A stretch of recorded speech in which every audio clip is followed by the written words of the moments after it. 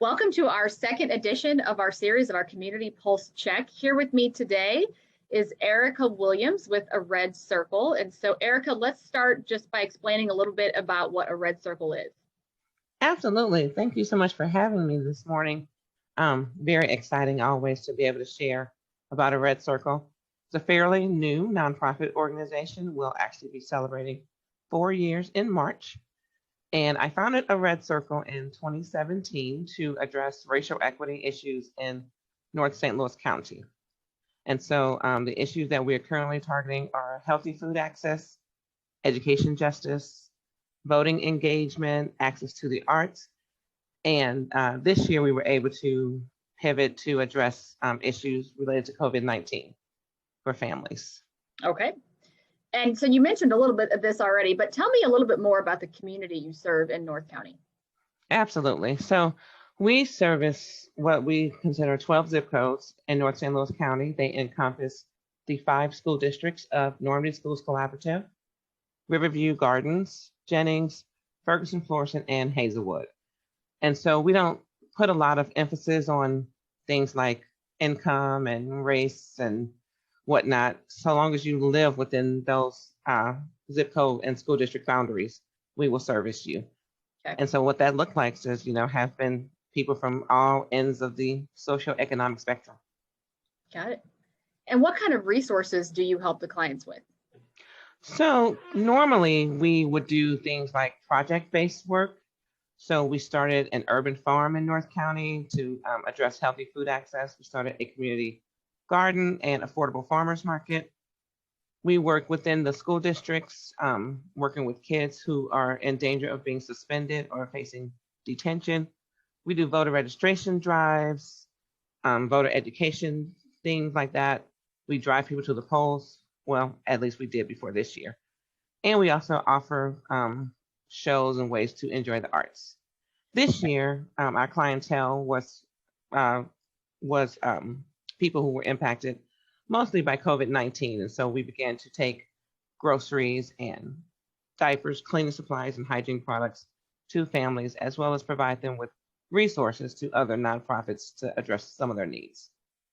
Got it. And so from your perspective, what are some of the barriers to people being healthy in the community that you serve? One of the biggest barriers that we noticed was healthy food access.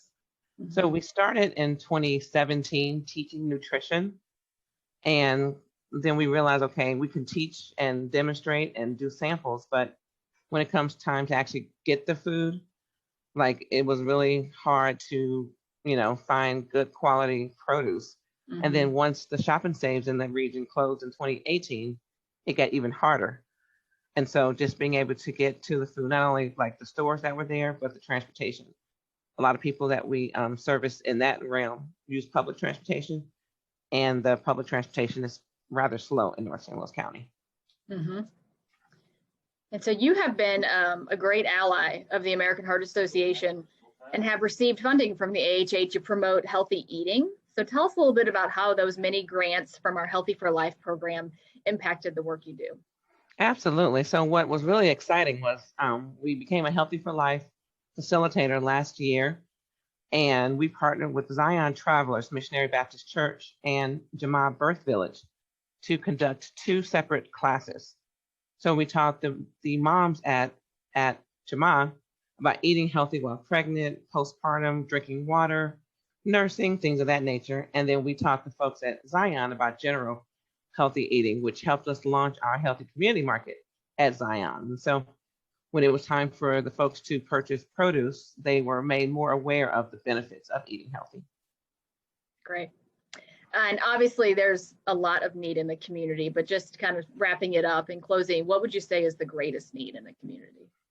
Oh, the greatest need is, aside from funding, which is probably everyone's greatest need right now, but is this really like investing the time, the talent.